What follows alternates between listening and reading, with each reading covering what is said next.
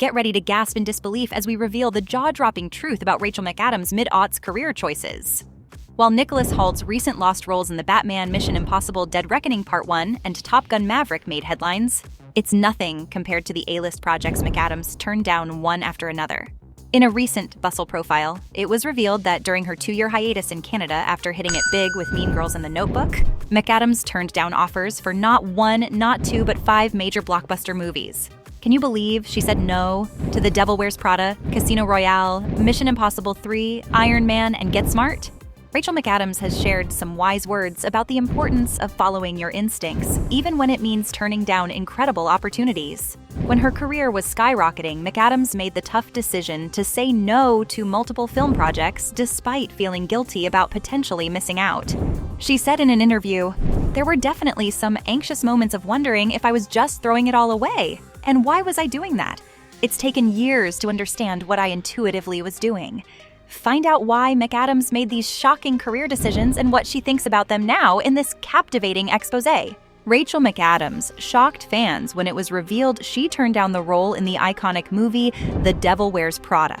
According to director David Frankel, McAdams was actually their top choice for the role of Andy Sachs, even before they started negotiations with Anne Hathaway. The studio was so determined to cast McAdams that they reportedly offered her the role not once, not twice, but 3 times.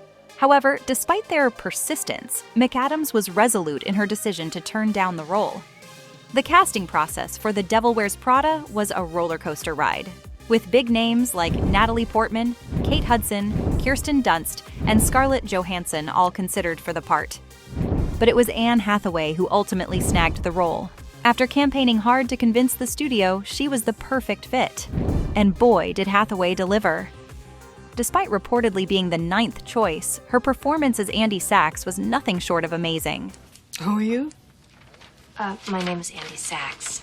I recently graduated from Northwestern University. And what are you doing here? Well, I think I could do a good job as your assistant. Hold on to your martini glasses, folks, because we're about to reveal the second blockbuster movie that Rachel McAdams turned down. Casino Royale! Can you imagine McAdams as a Bond girl? Well, it's a bummer that we missed out on that. We got the amazing Eva Green instead. And let's be real, Green killed it as Vesper Lynd in the film. From her stunning looks to her raw talent, Green brought the character to life in a way that left us all shaken, not stirred. Who could forget that iconic scene where she first meets Bond on the train, or when she confesses her love for him in the shower? Green's performance was nothing short of unforgettable, and we couldn't be happier that she was cast in the role. So, while we can only imagine what a Rachel McAdams Bond girl would have looked like, we can't deny that Green was the perfect choice for the part.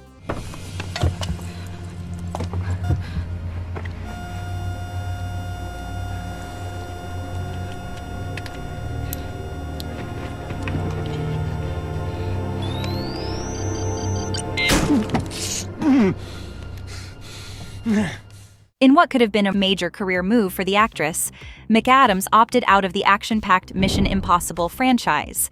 But as she stated in an interview with Bustle, the project simply wasn't quite jiving with my personality and what she needed to stay sane. But while McAdams may have passed on the opportunity to work with Tom Cruise and company, another actress was ready and willing to take her place: Scarlett Johansson. Initially cast in Mission Impossible 3, when Joe Carnahan was at the helm, Johansson was already busy training for stunts with Cruise when J.J. Abrams took over as director and changes were made to the cast. Rumors swirled about why Johansson ultimately didn't end up in the film, with some speculating that she was fired or left due to script changes and delays. And then there's the rumor that Johansson refused Cruise's invitation to join his Scientology church, leading to her departure from the project. In the end, the role of the leading lady went to Michelle Monaghan, who proved to be the perfect love interest for Cruise's character, Ethan Hunt. Monaghan's chemistry with Cruise was off the charts, and her charm shone through in every scene. While we may never know what could have been with McAdams or Johansson, we can't deny that Monaghan's performance was the perfect fit for the franchise.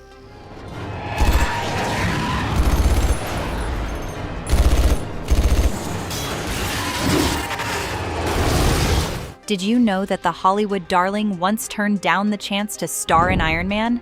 That's right, McAdams revealed to Bustle that she was offered the role of Pepper Potts but ultimately turned it down to focus on her personal life and family. While we can't imagine anyone else playing the role besides Gwyneth Paltrow, it's intriguing to think about what McAdams' portrayal of the beloved character would have been like. But don't worry, McAdams eventually made her way to the Marvel Cinematic Universe as Christine Palmer in Doctor Strange and the upcoming Doctor Strange in the Multiverse of Madness. And let's be real, McAdams' incredible talent and undeniable charm make her a welcome addition to any blockbuster franchise, even if it was a little later than we all would have liked. In 3, 2, 1.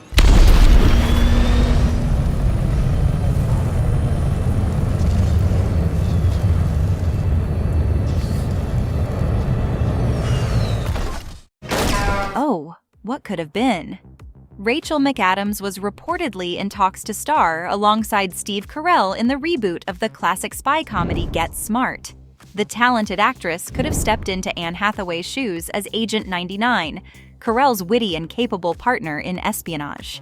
While we can only imagine how awesome it would have been to see McAdams and Carell team up, Hathaway definitely held her own in the role, delivering an unforgettable performance. Despite missing out on the opportunity to star in Get Smart, McAdams' impressive resume speaks for itself. Max, stay calm. Max, keep it together. Max. Even though it must have been hard to resist the allure of all that fame and fortune, McAdams knew deep down that those films just weren't a good fit for her. And with classics like Mean Girls and The Notebook under her belt, who can blame her for sticking to her guns? Despite the success of those missed opportunities, McAdams has no regrets and recognizes that the right actors were ultimately cast in those roles. It's all good, and she's got plenty of exciting projects on the horizon, like her upcoming film, Are You There, God? It's Me, Margaret, hitting theaters soon.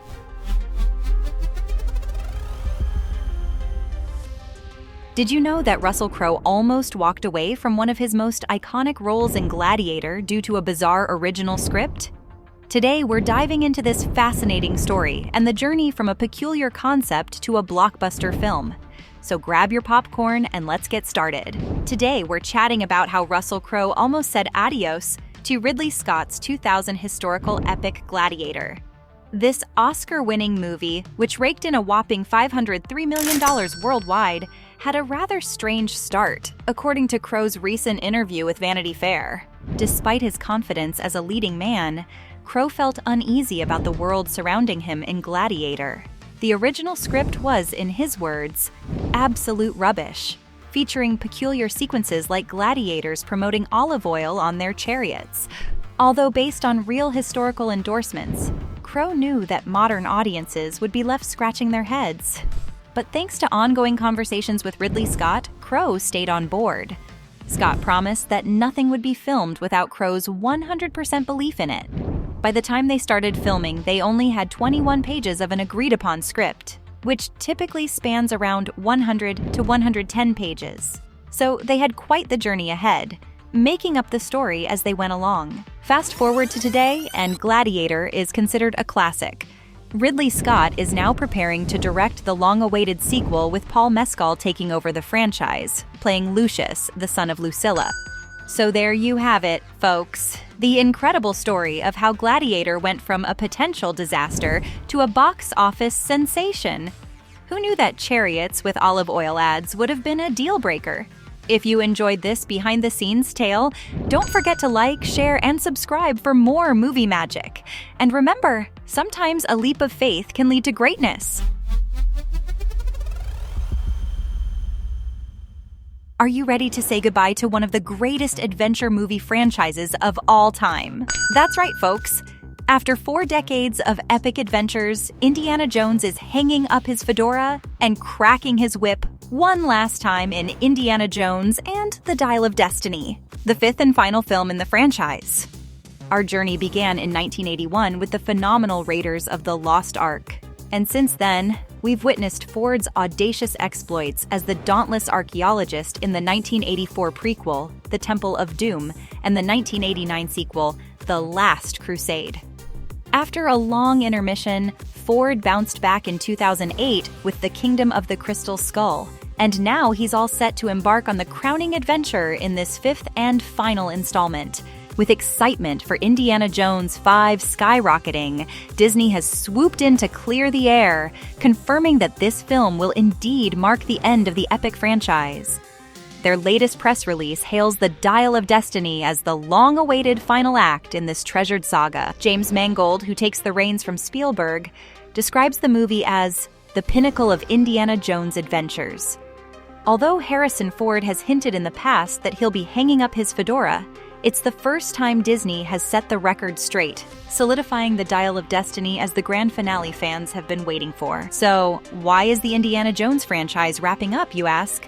Well, it boils down to our beloved Harrison Ford, who at the spry age of 80 isn't quite as eager to dive into action-packed stunts anymore. To top it off, while shooting Dial of Destiny, Ford even suffered a shoulder injury during a fight rehearsal, prompting a few behind-the-scenes tweaks for his recovery.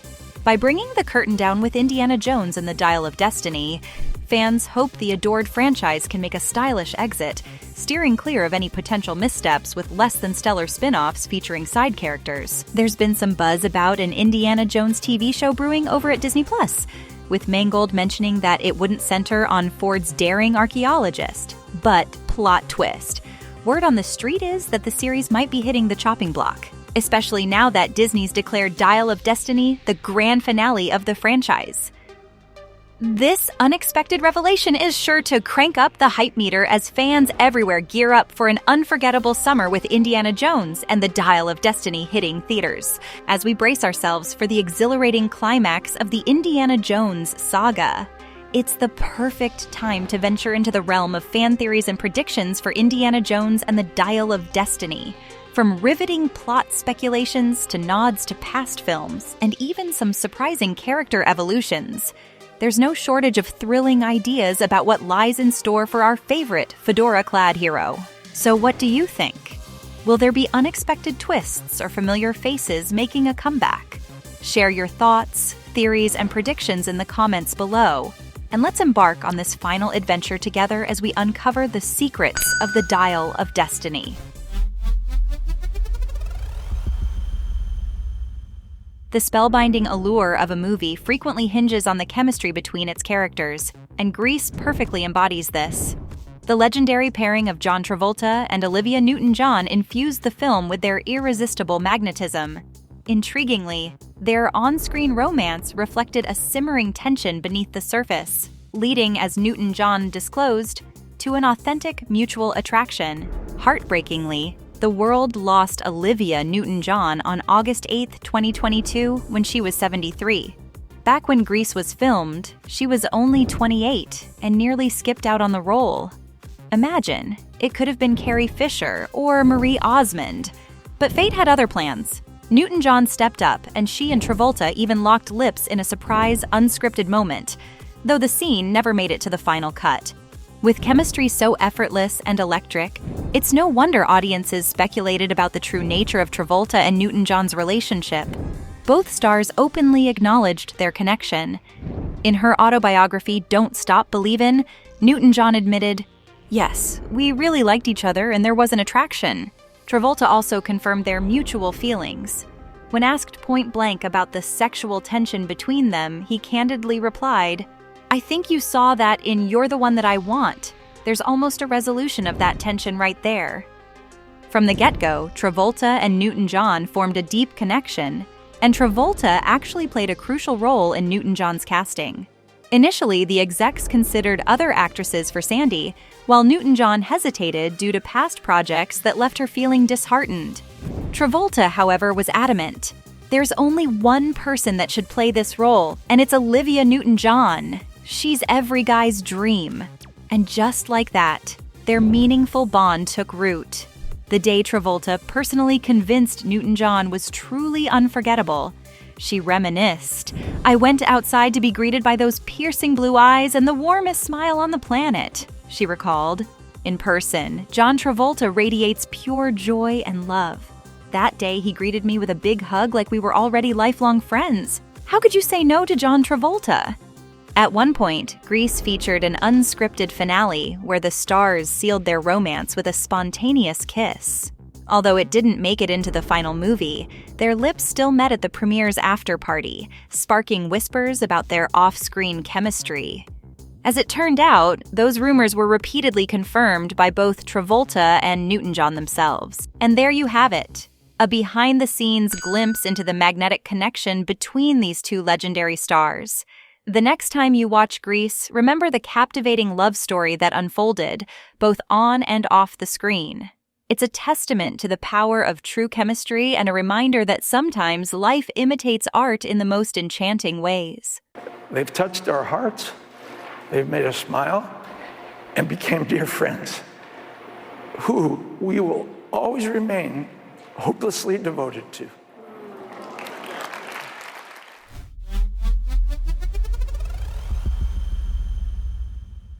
Imagine being offered a role in the sequel of the highest-grossing movie ever and saying, "No thanks." Well, that's precisely what Michelle Rodriguez did. In the 2009 sci-fi sensation Avatar, Michelle Rodriguez first graced the screen as Trudy Chacon.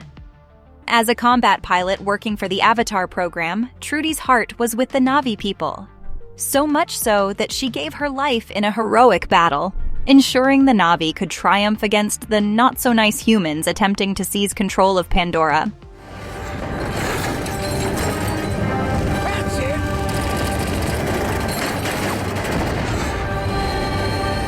Last year's release, Avatar: The Way of the Water, marked the franchise's much-anticipated sequel.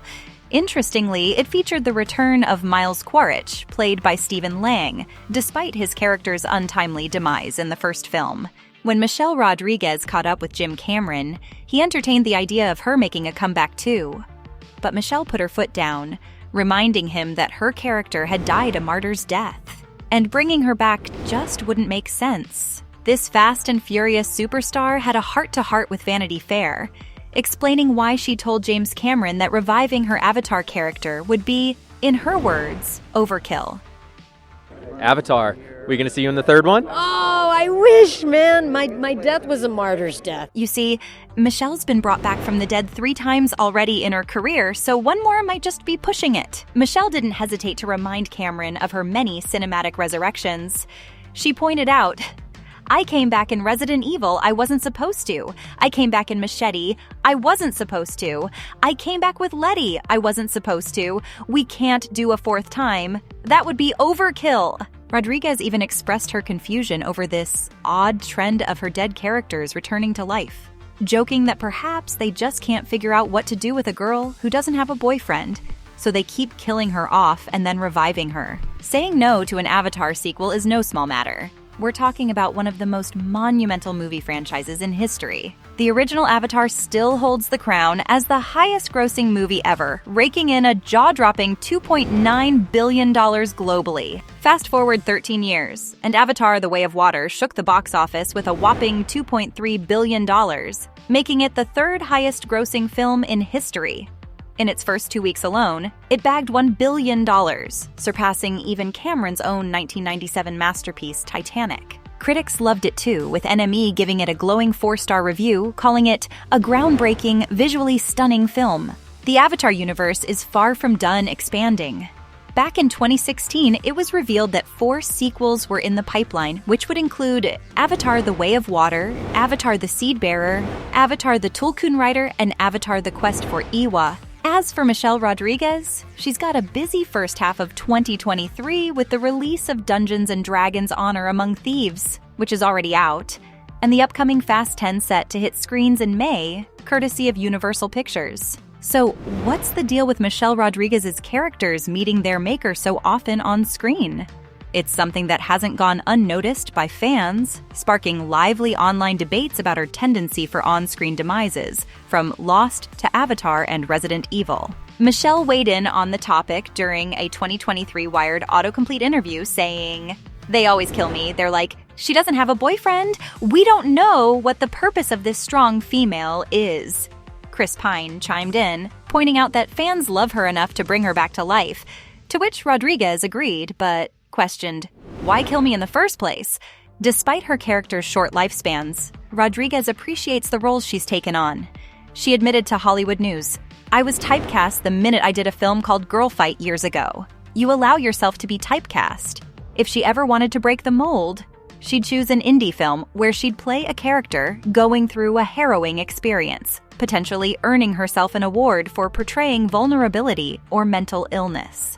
Despite this intriguing pattern in Rodriguez's career, where her characters are repeatedly killed off and brought back to life, there's no denying that Michelle Rodriguez has carved out a unique niche for herself in the film industry, consistently captivating audiences with her strong, memorable characters.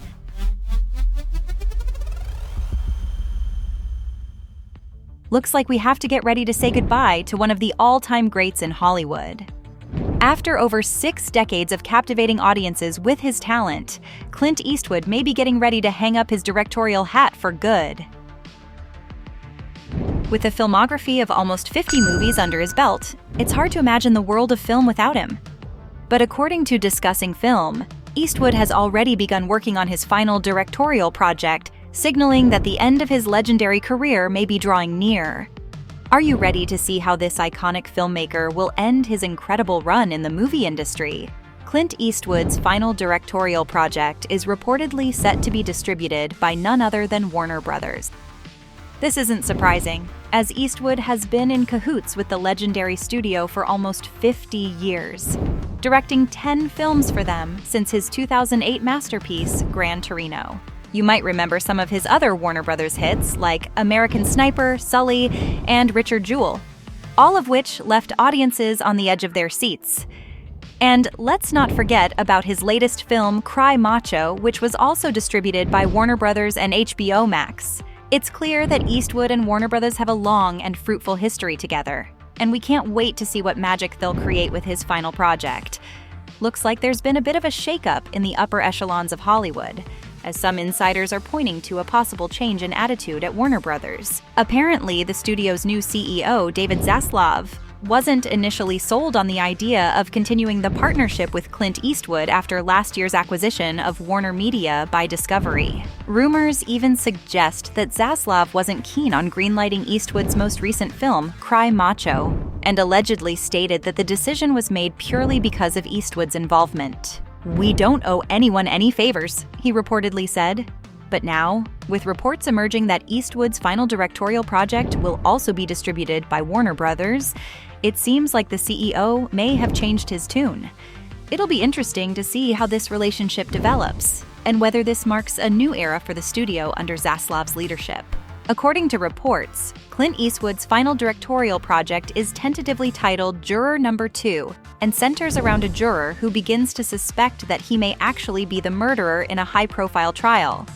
Talk about a twist. As the story unfolds, we'll see the juror grapple with the moral dilemma of either coming clean and turning himself in, or resorting to manipulative tactics to sway the rest of the jury in his favor. This promises to be an intense and gripping tale that will keep audiences on the edge of their seats until the very end. Can't wait to see what Eastwood has in store for us with this one. It also looks like Clint Eastwood is keeping us guessing when it comes to his retirement plans.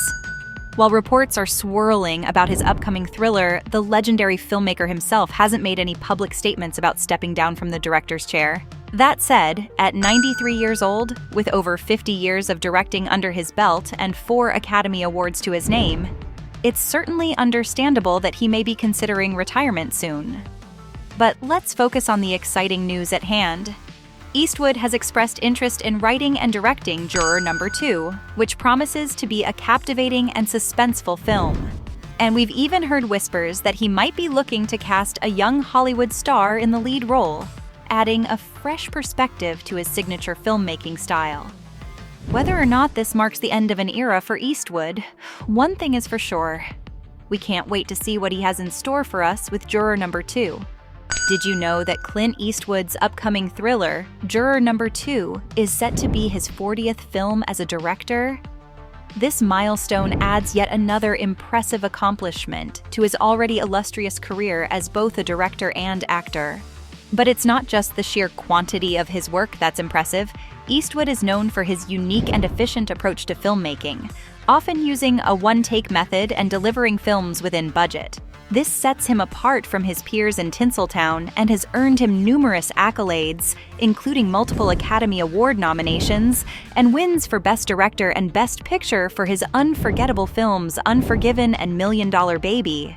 And let's not forget about the other cinematic gems he's directed, such as the gripping drama Mystic River, the powerful war film Letters from Iwo Jima, and the haunting 2008 drama Changeling, which starred none other than Angelina Jolie. With a career as storied and impressive as Eastwood's, it's no wonder that Juror Number 2 is one of the most highly anticipated films of the year.